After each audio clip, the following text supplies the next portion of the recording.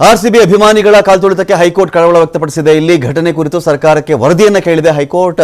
ಸ್ವಯಂ ಪ್ರೇರಿತ ಕೇಸು ದಾಖಲು ಮಾಡಿಕೊಂಡಿದೆ ಕೋರ್ಟ್. ಇಲ್ಲಿ ವಿಜಯೋತ್ಸವ ಕುರಿತು ಸರ್ಕಾರದ ಕ್ರಮಗಳು ಏನಾಗಿದ್ವು, ಪೊಲೀಸ್ ಸೆಕ್ಯೂರಿಟಿ ಹೇಗೆ ಮಾಡಿದ್ರಿ ನೀವು, ಎಲ್ಲಿ ಎಡವಿದ್ದು ನೀವು, ವೈಫಲ್ಯ ಆಗಿದ್ದೆಲ್ಲಿ, ಎಲ್ಲಪ್ಪ ನಿಮ್ಮ ಫೇಲ್ಯೂರ್ ಆಗಿದ್ದೆಲ್ಲಿ ಅಂತ ಕೇಳ್ತಾ ಇದೆ ಕೋರ್ಟ್. ಇವತ್ತಿಗೆ 11 ಜನರ ಸಾವಿಗೆ ಕಾರಣಗಳು ಏನು, ಸಂಪೂರ್ಣ ವರದಿಯನ್ನು ಹೈಕೋರ್ಟ್ ಕೇಳಿದೆ. ಇಲ್ಲಿ ವರದಿಯನ್ನು ಅಡ್ವೊಕೇಟ್ ಜನರಲ್ ಶಶಿಕಿರಣ್ ಶೆಟ್ಟಿ ಕೊಡಲಿದ್ದಾರೆ. ಈ ಹಿನ್ನೆಲೆ ಮಧ್ಯಾಹ್ನ 2:30 ಹೈಕೋರ್ಟ್ನಲ್ಲಿ ವಿಚಾರಣೆ ಕೂಡ ಶುರುವಾಗ್ತಾ ಇದೆ.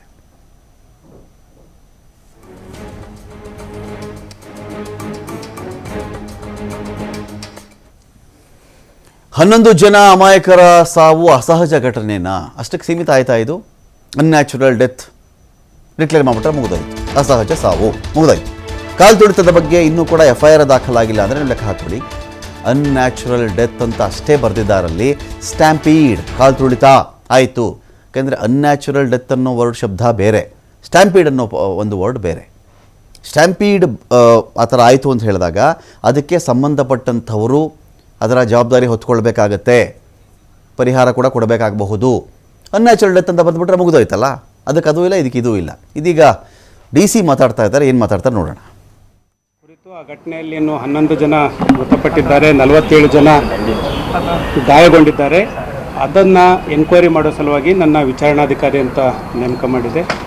ವಿಚಾರಣಾಧಿಕಾರಿ ನೇಮಕ ಮಾಡೋಂಥ ಸಂದರ್ಭದಲ್ಲಿ ಈ ಘಟನೆ ಹೇಗಾಯಿತು, ಏನೆಲ್ಲ ಘಟನೆಗಳು ಇದರಲ್ಲಿ ನಡೆದವು, ಏನೆಲ್ಲ ಮಾಡ್ಬೋದಿತ್ತು, ಏನಾಗಿದೆ, ಇವೆಲ್ಲವನ್ನು ತನಿಖೆ ಮಾಡಬೇಕಾಗತ್ತೆ. ತನಿಖೆ ಮಾಡಿ ನಾನು ಸರ್ಕಾರಕ್ಕೆ ವರದಿ ಮಾಡಬೇಕಾಗುತ್ತೆ. ನನಗೆ 15 ದಿನಗಳ ಕಾಲ ಸಮಯಾವಕಾಶ ಕೊಟ್ಟಿದ್ದಾರೆ. ಹಾಗಾಗಿ ನಿನ್ನೆ ರಾತ್ರಿ ಆದೇಶ ಬಂದಿದೆ. ಇವತ್ತು ಬೆಳಗ್ಗೆಯಿಂದನೇ ನಾನು ಕೆಲಸವನ್ನು ಪ್ರಾರಂಭ ಮಾಡಿದ್ದೇನೆ. ಎಲ್ಲದಕ್ಕೂ ಮೊದಲು ಘಟನೆ ಎಲ್ಲಿ ನಡೀತು ಆ ಜಾಗವನ್ನು ನೋಡಬೇಕಿತ್ತು. ಆ ಜಾಗವನ್ನು ಯಾವ್ಯಾವ ಗೇಟ್ಗಳಲ್ಲಿ ತೊಂದರೆ ಆಗಿದೆ ಸಾರ್ವಜನಿಕರಿಗೆ, ಯಾರ್ಯಾರು ಯಾವ ಗೇಟಲ್ಲಿ ನುಗ್ಲಾಗಿದೆ, ಯಾವ ಗೇಟಲ್ಲಿ ತೊಂದರೆ ಆಗಿದೆ, ಅದೆಲ್ಲವನ್ನು ನಾನು ಪರಿಶೀಲನೆ ಮಾಡಿದ್ದೇನೆ. ಅದಾದ ನಂತರ ನಾನು ಸಾಕಷ್ಟು ಜನರಿಗೆ ನೋಟಿಸನ್ನು ಕೊಡಬೇಕಾಗಿದೆ, ಎನ್ಕ್ವೈರಿ ಮಾಡಬೇಕಾಗತ್ತೆ, ಅವರ ಹೇಳಿಕೆಗಳನ್ನು ದಾಖಲು ಮಾಡಬೇಕಾಗತ್ತೆ. ದಾಖಲು ಮಾಡಿದ ಮೇಲೆ ದಾಖಲೆಗಳನ್ನೆಲ್ಲ ಪರಿಶೀಲಿಸಿ ಸರ್ಕಾರಕ್ಕೆ ನಾನು ವಿತಿನ್ 15 ದಿವಸದಲ್ಲಿ ನಾನು ವರದಿಯನ್ನು ಕೊಡಬೇಕಾಗುತ್ತೆ. ಸರ್, ಪ್ರಾಥಮಿಕವಾಗಿ ಪರಿಶೀಲನೆ ಮಾಡುತ್ತಿದೆ. ಘಟನೆ ನೋಡಿದ್ರೆ ತುಂಬಾ ಭೀಕರವಾಗಿ ಮೇಲ್ನೋಟಕ್ಕೆ ಕಂಡು ಬಂದ ನೋಟಿಸ್ ಕೊಡ್ತೀರಿ. ಘಟನೆ ಭೀಕರವಾಗಿ ನಡೆದಿದೆ ಅಂತ ಗೊತ್ತಾಗಿದೆ. ಅದೇ ಕಾರಣಕ್ಕಾಗಿ 11 ಜನ ಮೃತಪಟ್ಟಿರೋದು. ಹಾಗಾಗಿ ಅದನ್ನೆಲ್ಲ ಪರಿಸ್ಥಿತಿ ಏನಿತ್ತು ಅನ್ನೋದನ್ನ ಅವಲೋಕನ ಮಾಡಿದ್ದೇನೆ. ಅದ್ರ ಜೊತೆಗೆ ನಾನು ಎಲ್ಲ CCTV ಫುಟೇಜ್ಗಳನ್ನು ಕಲೆಕ್ಟ್ ಮಾಡ್ತೀನಿ, ವಿಡಿಯೋ ಕ್ಲಿಪ್ಗಳನ್ನು ಕಲೆಕ್ಟ್ ಮಾಡ್ತೀನಿ, ಮಾಧ್ಯಮದ ಕ್ಲಿಪ್ಗಳಿದ್ರೂ ಸಹ ಕಲೆಕ್ಟ್ ಮಾಡ್ತೀನಿ ರಿಪೋರ್ಟ್ ಮಾಡೋಕ್ಕಿಂತ ಮೊದಲು. ಹಾಗಾಗಿ ಈಗೇನು ಸ್ಥಳ ತನಿಖೆ ಮಾಡಿದ್ದೇನೆ, ಅದರ ಜೊತೆಗೆ ವಿಡಿಯೋ ಕ್ಲಿಪ್ಪಿಂಗ್ಗಳೇನಿವೆ, CCTV ಫುಟೇಜ್ಗಳೇನಿವೆ ಅವೆಲ್ಲವನ್ನು ತೆಗೆದುಕೊಂಡು ಅನಾಲಿಸಿಸ್ ಮಾಡಬೇಕಾಗತ್ತೆ. ಅವೆಲ್ಲವನ್ನು ಮಾಡ್ತೀನಿ. ಈಗ ಸದ್ಯಕ್ಕೆ ನಾವು ಯಾರೆಲ್ಲ ಮೃತಪಟ್ಟಿದ್ದಾರೆ ಅವರ ಮನೆಯವರಿಗೆ ನೋಟಿಸನ್ನು ಕೊಟ್ಟು ಅವರಿಂದ ಹೇಳಿಕೆಗಳನ್ನು ದಾಖಲು ಮಾಡ್ತೀವಿ. ಯಾರೆಲ್ಲ ಗಾಯಗೊಂಡಿದ್ದಾರೆ ಅವರಿಗೆ ನಾವು ನೋಟಿಸ್ ಕೊಟ್ಟು ಹೇಳಿಕೆಗಳನ್ನು ದಾಖಲು ಮಾಡ್ತೀವಿ. ಈಗ ಆಲ್ರೆಡಿ ನಾನು ಪಬ್ಲಿಕ್ ನೋಟಿಸ್ ಇಶ್ಯೂ ಮಾಡಿದ್ದೀನಿ. ಇವತ್ತು ಮಾಧ್ಯಮದಲ್ಲಿ ನಾಳೆ ಬೆಳಗ್ಗೆ ಎಲ್ಲ ಬರುತ್ತೆ, ಪಬ್ಲಿಕ್ ನೋಟಿಸ್ ಕೊಟ್ಟಿದ್ದೇನೆ. 13ನೇ ತಾರೀಕು ಬೆಳಗ್ಗೆ 11 ಗಂಟೆಯಿಂದ 1:30ವರೆಗೂ ಸಾರ್ವಜನಿಕರಿಂದ ನಾನು ಹೇಳಿಕೆಗಳನ್ನು ದಾಖಲು ಮಾಡ್ಕೋತೀನಿ. ಯಾರೆಲ್ಲ ಸಾರ್ವಜನಿಕರು ಬಂದು ನಾನು ಹೇಳಿಕೆ ದಾಖಲು ಮಾಡಬೇಕು ಅಂತ ಬರ್ತಾರೆ ಅವರೆಲ್ಲರ ಕಡೆಯಿಂದ ಹೇಳಿಕೆಗಳನ್ನು ತೆಗೆದುಕೊಳ್ತೀನಿ. ಅದಾದ ನಂತರ ಅಧಿಕಾರಿಗಳಿಂದ ನಾವು ಹೇಳಿಕೆಯನ್ನು ತೆಗೆದುಕೊಳ್ಬೇಕು. ಈಗ ಆಲ್ರೆಡಿ ಪತ್ರವನ್ನು ಬರಿತಾ ಇದ್ದೀನಿ, ಪೊಲೀಸ್ ಕಮಿಷನರ್ ಅವರಿಗೆ ಪತ್ರವನ್ನು ಬರಿತಾ ಇದ್ದೀನಿ. ಪೊಲೀಸ್ ಇಲಾಖೆಯಿಂದ ಯಾರೆಲ್ಲ ಸಾಕ್ಷಿಯನ್ನು ಹೇಳಲಿಕ್ಕಿದ್ದಾರೆ, ದಾಖಲೆಗಳನ್ನು ಒದಗಿಸಲಿದ್ದಾರೆ ಅವರೆಲ್ಲರದ್ದು ಲಿಸ್ಟ್ ಕೊಡಿ ಅಂತ ನಾನು ಪತ್ರವನ್ನು ಬರಿತಾ ಇದ್ದೀನಿ. ಆಮೇಲೆ ಪೊಲೀಸ್ ಕಮಿಷನರ್ ಅವರಿಗೆ ಪತ್ರ ಬರೆದು ದಾಖಲೆಗಳನ್ನು ಸಬ್ಮಿಟ್ ಮಾಡಿ, ಏನೆಲ್ಲ ದಾಖಲೆಗಳಿವೆ ಇದಕ್ಕೆ ಸಂಬಂಧಪಟ್ಟಾಗೆ ನನಗೆ ತನಿಖೆಗೆ ಒಂದಿಷ್ಟು ಸ್ಪೆಸಿಫಿಕ್ ಆಗಿ ದಾಖಲೆಗಳು ಬೇಕು. ಆ ದಾಖಲೆಗಳನ್ನು ನಾನು ಕೇಳ್ತೀನಿ. ಆ ಪತ್ರಗಳನ್ನು ನಿಮಗೆ ನಾನು ಕೊಡ್ತೀನಿ, ಏನು ಪತ್ರಗಳನ್ನು ಕೊಟ್ಟಿದ್ದೀನಿ ಅಂತ.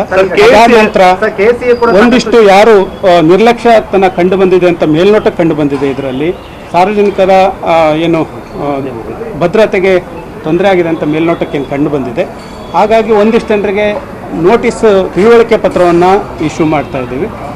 ಪೊಲೀಸ್ ಕಮಿಷನರ್ ಅವ್ರಿಗೂ ನಾನು ತಿಳುವಳಿಕೆ ಪತ್ರ ಕೊಡ್ತೀನಿ. ಅವರು ತಮ್ಮ ಹೇಳಿಕೆಯನ್ನು 13ನೇ ತಾರೀಕು 3 ಗಂಟೆಗೆ ಜಿಲ್ಲಾಧಿಕಾರಿಗಳ ನ್ಯಾಯಾಲಯದಲ್ಲಿ ಬಂದು ಹೇಳಿಕೆಯನ್ನು ಸಲ್ಲಿಸಬೇಕು ಅಂತ ತಿಳುವಳಿಕೆ ಪತ್ರ ಕೊಡ್ತಾ ಇದ್ದೀನಿ. KSC ಸೆಕ್ರೆಟರಿ ಅವರಿಗೆ ನೋಟಿಸನ್ನು ಕೊಡ್ತಾ ಇದ್ದೀನಿ. ಅವರು ಸಹ ಹೇಳಿಕೆಗಳನ್ನು ದಾಖಲು ಮಾಡಬೇಕಾಗತ್ತೆ.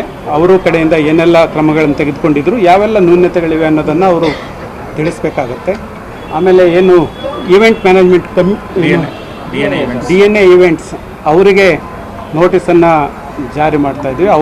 ಅವರು ತಮ್ಮ ಹೇಳಿಕೆಗಳನ್ನು ಸಲ್ಲಿಸಬೇಕಾಗುತ್ತೆ. ಇದ್ರ ಜೊತೆಗೆ ಬೇರೆ ಬೇರೆ ಇಲಾಖೆಗಳು ಯಾರ್ಯಾರು ಕೋಆರ್ಡಿನೇಟ್ ಮಾಡಬೇಕಿತ್ತು, ಉದಾಹರಣೆಗೆ ಟ್ರಾಫಿಕ್ಗೆ ಸಂಬಂಧಪಟ್ಟಂತೆ ಯಾರೆಲ್ಲ ನೋಡಬೇಕಿತ್ತು, ಇವೆಲ್ಲ ವಿಧಾನಸೌಧದಲ್ಲಿ ಕಾರ್ಯಕ್ರಮದಲ್ಲಿ ನಡೆದಂಥ ಸಂದರ್ಭದಲ್ಲಿ ಅಲ್ಲಿ ಯಾರು ಆ ಕಾರ್ಯಕ್ರಮವನ್ನು ನೋಡ್ತಾ ಇದ್ರು ಅದನ್ನು ಅವರಿಗೂ ಸಹ ನೋಟಿಸ್ ಕೊಟ್ಟು ವಿವರಣೆಯನ್ನು ತೆಗೆದುಕೊಳ್ತೀವಿ. ಇನ್ನು ಮೆಟ್ರೋ ಸ್ಟೇಷನಲ್ಲೆಲ್ಲ ಸಾಕಷ್ಟು ನುಗ್ಲಾಗಿದೆ, ಅಲ್ಲಿ ಅಷ್ಟು ಜನ ಫ್ಲೋಟಿಂಗ್ ಇದೆ ಅಂತ ಗೊತ್ತಾದಾಗ ಆಡಳಿತಕ್ಕೆ ಗಮನಕ್ಕೆ ತರಬೇಕು ಅಂತ ನಮಗೆ ಅನಿಸಿದೆ. ಹಾಗಾಗಿ ಅವರಿಗೂ ಸಹ ನೋಟಿಸನ್ನು ನೀಡಿ ನಾನು ವಿವರಣೆಯನ್ನು ಪಡ್ಕೊಂಡು ಆನಂತರ ಕೂಲಂಕುಷವಾಗಿ ಪರಿಶೀಲನೆ ಮಾಡಿ ದಾಖಲೆಗಳನ್ನು ಪರಿಶೀಲನೆ ಮಾಡಿ ಸರ್ಕಾರಕ್ಕೆ ಸರ್ಕಾರ ಏನು ನಮಗೆ 15 ದಿವಸಗಳ ಕಾಲಾವಕಾಶ ಕೊಟ್ಟೆ ಅಷ್ಟರಲ್ಲಿ ರಿಪೋರ್ಟನ್ನು ಸಬ್ಮಿಟ್ ಮಾಡಿ. ಸರ್, ಘಟನೆ ಇಲ್ಲದಿರೋ ಸಾವು ನೋವು ಇಲ್ಲಾಗಿರೋದು ಸರ್, ಹಾಗಾಗಿ ಇವ್ರಿಗೆ ಏನು ಲಯಬಿಲಿಟಿ ಇವ್ರ ಮೇಲೆ ಬರುತ್ತಾ?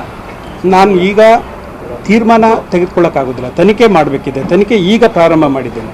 ಅದರಲ್ಲಿ ಯಾರ್ದು ತಪ್ಪು, ಯಾರು ಸರಿ, ಏನಾಗಬೇಕಿತ್ತು, ಏನಾಗಿದೆ, ಇವೆಲ್ಲವನ್ನು ಕೂಲಂಕುಷವಾಗಿ ಪರಿಶೀಲನೆ ಮಾಡಿದ ಮೇಲೇ ಸರ್ಕಾರಕ್ಕೆ ನಾನು ವರದಿಯನ್ನು ಸಲ್ಲಿಸಬೇಕಾಗುತ್ತೆ. ಸದ್ಯಕ್ಕೆ ಇವರು ತಪ್ಪಿತಸ್ಥರು, ಇವ್ರು ತಪ್ಪು ಮಾಡಿದ್ದಾರೆ, ಇವರಿಂದ ಆಗಿದೆ ಅಂತ ನಾನು ಯಾವುದೇ ಕಾರಣಕ್ಕೂ ಹೇಳಬಾರ್ದು, ಹೇಳಲಿಕ್ಕಾಗುತ್ತೆ.